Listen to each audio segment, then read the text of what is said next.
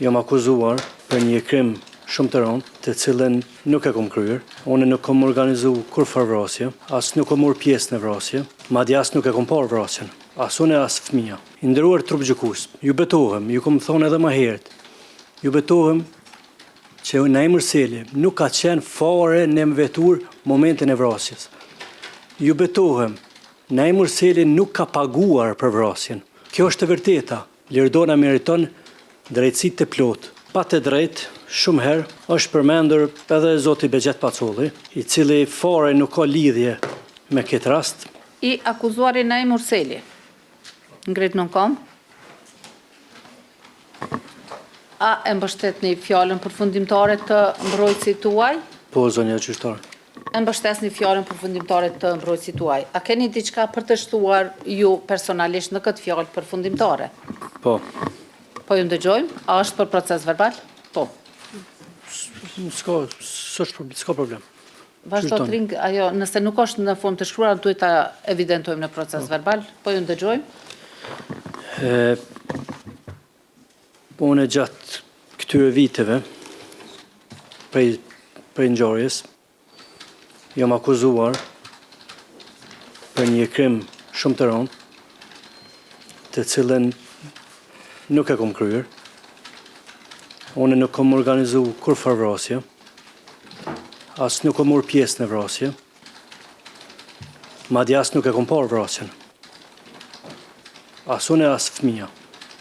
Sepse në momentin e vrasjes, unë dhe fëmijët e mi kemi qenë duke ikur. Këtë e tregon edhe Leonard Ademaj në deklaratën e tij, dhënë në polici, por jo vetëm në polici, por edhe në media. Mund ta shihni. Vetëm pak më ngadalë sepse do të me evidentu gjithçka në proces verbal.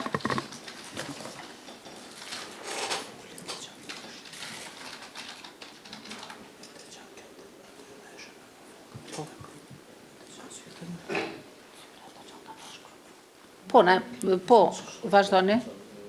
Mund të shihni intervistat. Vazhdo shkruaj.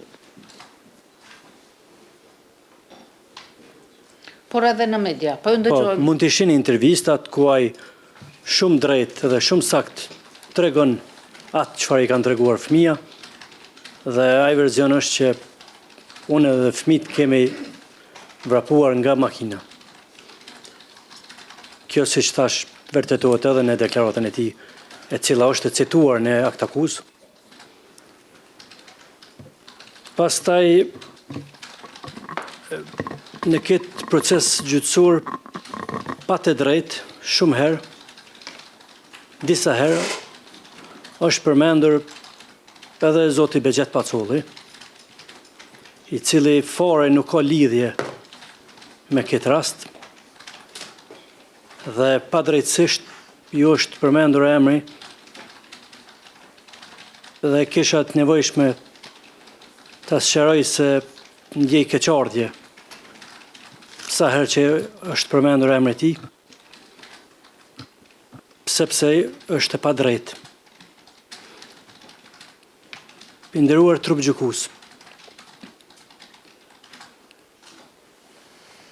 ju do të merrni vendim së shpejti për këtë rast.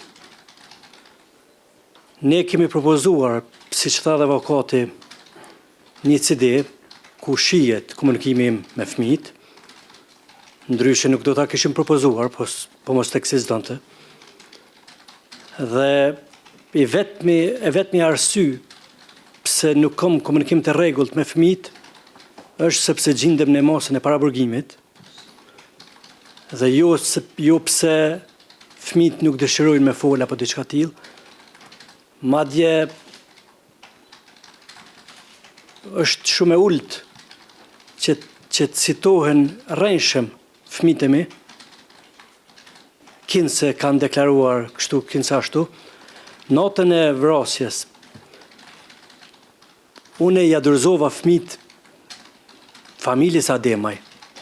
Po të kisha për të fshehur diçka, nuk e kisha pas atë guxim. Natën e vrasjes, fëmijët e mi janë intervistuar edhe në polici.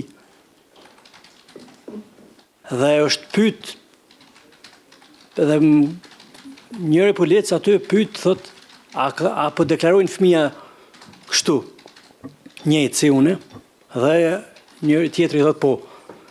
Ma pastaj, 2 ditë pas vrasjes, une me fëmijët e mi isha në prokurori, te prokuroria Besa Limoni.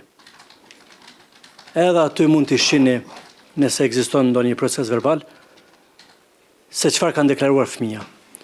I nderuar trup gjykues, ju betohem, ju kom thonë edhe më herët, ju betohem që Naimur Seli nuk ka qenë fare në vetur momentin e vrasjes. Ju betohem, Naimur Seli nuk ka paguar për vrasjen. Kjo është e vërteta.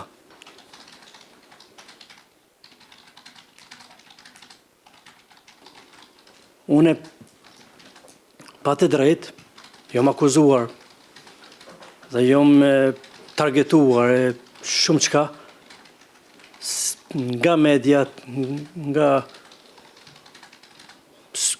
kjo sallë, por e vërteta është krejtësisht ndryshe.